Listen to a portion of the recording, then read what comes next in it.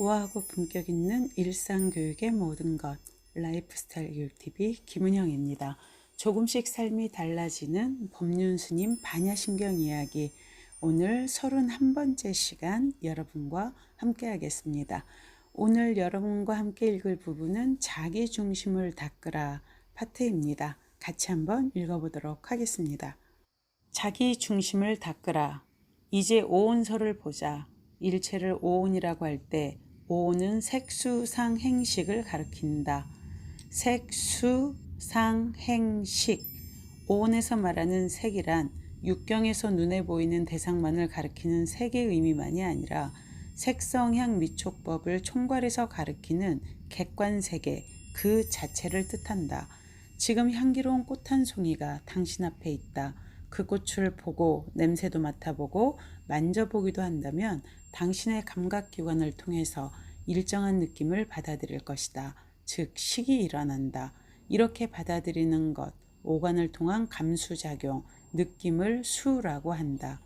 우리는 보통 자신의 외부에 있는 사물이나 사람에 대해 느낌을 받고 대개는 그 느낌의 좋고 나쁨에 따라 좌우된다. 그런데 이 수라는 것은 한번 받아들이면 사라지는 것이 아니고 우리의 뇌에 축적된다. 대개 스스로 잊어버렸다고 생각하지만 사실은 머리 깊숙이 저장되고 있다. 마치 강의나 대화를 녹음하면 필요할 때마다 그때 그 소리를 생생하게 다시 들을 수 있는 것과 같다. 이렇게 저장된 기억이 불쑥불쑥 솟아나는 것을 표상작용, 즉 상이라고 한다. 현실에서 흔히 느끼는 일이기도 하다. 가령 언젠가 모욕을 당했던 일이 기억나면 새삼스레 다시 화가 나다가도 사랑하는 사람과의 미래가 연상되면 이미 그 순간은 지나간 일인데도 가슴이 뛰며 즐거워지는 이치도 모두 표상작용에 기인하고 있다. 그런데 감수작용과는 달리 표상작용이 일어나면 이때부터 나라는 인간, 나라는 고집이 스며들고 이해관계와 연관되면서 일정한 가치 판단이 내려지게 된다. 멋진 시계를 보면 가지고 싶다는 마음, 맛있는 음식을 보면 먹고 싶은 마음 등은 자신의 이해와 결부되어 일어나는 마음이다. 이처럼 싫고 좋음, 소유하고자 하거나 배척하려는 어떤 의지가 일어나는 것을 행위라 한다. 인식의 능동작용이 행위다. 행은 생각을 불러일으키고 그 일어난 생각 때문에 입으로 말을 하거나 몸으로 행동하게 한다. 그래서 오온 가운데 업의 근원이 되는 것은 바로 행위다. 이해관계가 결부되면서 행을 하기 때문에 세상 만물에 대해 온갖 식이 분별하는 작용, 식이 일어나는 것이다. 행은 업을 지키도 하지만 동시에 업보를 소멸하는 힘으로 작용할 수도 있다. 행의 근원인 이해관계를 떠나면 과보를 짓지 않는다. 어떠한 행동일지라도 이해에 걸림이 없으면 업이 되지 않는다는 이치는 그 때문이다. 말이 나온 김에 업으로 방향을 바꿔보자. 인생살이에서 겪는 대부분의 고통은 업으로 인해 생겨난다. 업에는 업보, 업력, 업장의 세 가지가 있다. 업보란 어떤 행위로 인해 받게 되는 과보, 괴로움이나 즐거움이다. 뿌린 만큼 거두는 것이 업보라고 할 수 있다. 업보는 업력에 의해 나타난다.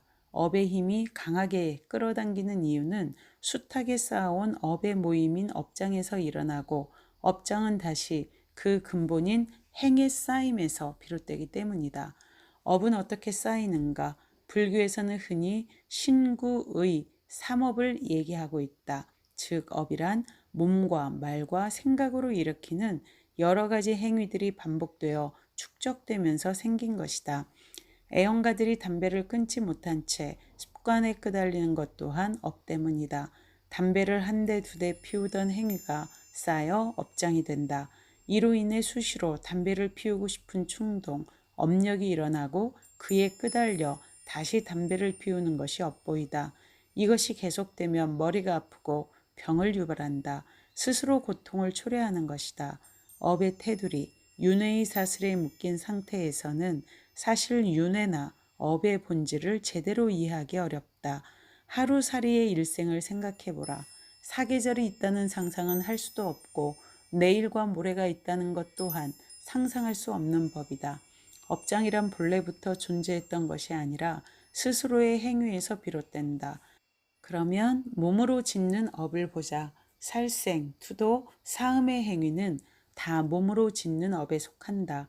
인간이 다른 생명을 죽이는 행위는 오랜 우주적 진화의 과정에서 축적되어 온 업이다. 동물적 삶을 영위하는 데 있어 언제나 다른 생명을 죽이는 어변을 쌓아왔다. 살생도 습관인 것이다. 폭력을 일삼는 사람들은 어디서나 주먹질이 앞서고 총칼을 많이 다루다 보면 그 또한 습관이 되어버린다. 자신이 자각하지도 못하는 사이에 다른 생명을 보면 저도 모르게 죽이려 하는 것은 다 살생업에서 오는 것이다. 도둑질이나 남의 물건을 탐하는 일도 몸으로 지어온 습이고 사업 역시 마찬가지이다. 남자는 여자를 싫어하지 않는다는 말도 남성 중심의 사회 속에서 쌓여온 하나의 문화적 습관인 셈이다. 말로 짓는 업으로 거짓말, 꾸민 말, 두 가지 말, 거칠고 상스런 말 등 네 가지를 말한다. 인생살이 속에 말로 짓는 업의 비중이 그만큼 크다는 얘기다. 시장에서 장사를 오래 하는 사람치고 욕 못하는 사람이 없다. 그래서 입이 거칠다고 한다. 문제는 이런 욕이 습관이 되면 때와 장소에 관계없이 입에서 욕이 튀어나온다. 마지막으로 생각, 마음으로 짓는 업으로 탐심과 성내는 마음인 진심, 어리석음에 치심이 있다. 간단히 얘기하면 탐심이란 세상 일이 내 뜻대로 되어서 일어나는 만족한 마음, 욕심을 채우려는 마음이고, 진심이란 그와 반대로 내 뜻대로 되지 않아 일어나는 노여움, 괴로운 마음이라 볼 수 있다. 세상살이에서는 탐심과 진심이 분리되어 나타나기도 하지만 대개는 함께 나타나는 게 보통이다. 탐심과 진심으로 인생의 행불행을 나눈다면 그것은 전도된 가치관이다. 이처럼 탐심과 진심으로 눈멀게 되는 근본 원인은 어리석음, 치심에서 비롯되고 있다. 이러한 과정을 치밀하게 하나씩 하나씩 파고 들어가는 인식체계가 뒤에서 다루게 될 12연기법이다. 여기서는 본래의 순서인 오온서를 좀 더 다룬 뒤에 12연기법을 보도록 하겠다. 일체를 오온이라 할 때 색수상 행식의 그 어느 것도 항상 하는 것이 없고 끊임없이 변해간다는 사실이 중요한 점이다. 인식기관을 통한 느낌도 항상 하지 않는다. 어떤 때 좋던 것이 다른 때에는 싫어진다. 표상작용이나 의지적 행동도 분별작용도 죽 끓듯이 변하므로 믿을 것이 없다. 그러므로 오온계공을 설하는 것이다. 이 오온 12처 18개의 이치를 바르게 알아 경계에 매이지 않도록 마음을 닦는 수행법이 사막, 즉 개정해다. 개는 거센 풍랑을 헤치고 목적지로 나아가게 하는 항해의 나침판과 같다. 삶의 가치 기준이다. 개는 흙탕물을 더 이상 휘젓지 말고 가라앉히는 작업이다. 그리하여 밑으로 흙 찌꺼기가 가라앉으면 이제는 맑은 물이 위쪽으로 떠오른다. 이것이 정의 상태다. 그러나 정은 밑바닥에 여전히 흙찌꺼기가 있는 탓에 심한 자극이 오게 되면 언제든지 흔들려서 또다시 흙탕물이 될 소지가 있다. 따라서 가라앉은 흙찌꺼기들을 완전히 건져내야 한다. 이것이 제법실상의 원리를 깨닫는 해이다. 사막의 수행에 있어 가장 기본이 되는 것은 계이다. 우선 부처님의 가르침을 따르는 지표를 세워야 한다. 입문자들의 경우 개받기를 주저하는 경향을 자주 보게 된다. 아마도 개를 받고 그 지표를 못 지키면 업이 되고 개를 받지 않고 살아가면 업이 안 되리라는 그릇된 고정관념이 있는지도 모른다. 그러나 사실은 삶의 중심이 불확실할수록 더욱 개를 받아야 한다. 살생을 하면 불교인이건 기독교인이건 종교가 없는 사람이건 간에 반드시 업이 된다. 다만 개를 받고 지표를 세우려는 노력이 계속되면 잘못을 범하지 않으려 노력하게 되고 또 설령 업을 짓더라도 그 과보를 감수할 각오를 하게 된다. 따라서 어떤 경우라도 울고불고 할 일이 없다. 자기중심을 세우는 개는 혹 실수를 반복하더라도 체념함이 없이 참여하는 생활로 인도한다. 아, 또 잘못했구나 하고 계속 참여하는 생활 또한 수행의 중요한 출발이다. 처음에는 업이 잡아당기는 힘이 크지만 이러한 참회의 과정이 계속되면 마침내는 계를 지키는 힘이 업을 극복하게 되는 것이다. 불멸후 300에서 400년이 경과하면서 원시 불교의 오온, 12처, 18개설은 본래의 취지를 벗어나 특정한 실체가 별도로 존재한다는 식으로 믿어지게 되었다.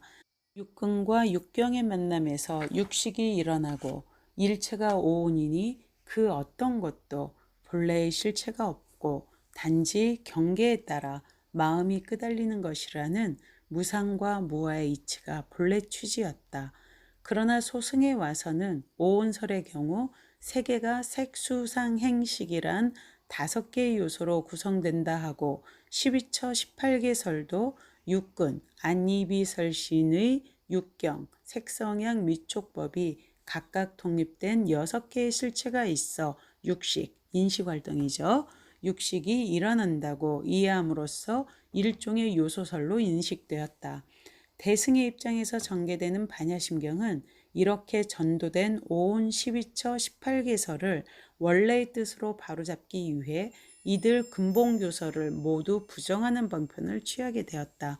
누차 강조했듯이 근본교리나 대승의 공사상은 방편의 차이일 뿐 불교의 영기적 세계관, 인생관을 제시한다는 점에서 그 근본은 동일하다. 무생무수상행식은 일체의 물질적 현상이 그 고정된 실체가 없으면 감각작용, 표상작용, 의지작용 또한 때와 조건에 따라 항시 변하는 것이므로 그 실체가 따로 없다는 것을 대승적으로 표현한 것이다. 육군과 육경도 마찬가지이다. 우리 몸의 감각기관을 보더라도 반드시 정해져 있는 실체란 없다. 옛말에 뒤에 눈이 달렸다든지 손끝에 눈이 있다는 말은 특정한 감각이 손상된 장애자들이나 특별히 훈련된 사람들 속에서 종종 발견할 수 있다. 즉, 눈의 작용이 눈에만 고정되어 있지 않다는 얘기다. 육군에 고정된 실체가 없다면 하물며 객관세계의 육경은 말할 나위가 없을 것이다. 시계는 눈이 대상인 색도 되지만 소리의 대상이 성이 될 수도 있는 것 아닌가. 따라서 무한계, 무이계, 무비계, 무설계, 무신계, 무의계, 무한식계, 무의식계, 무의식계까지를 요약한 표현이 무한계 내지 무의식계이다. 반야심경은 오온 12처, 18개설을 모두 부정함으로써 소승의 왜곡된 관점을 타파하고 공간적 관점에서의 연기를 새롭게 주창하였다.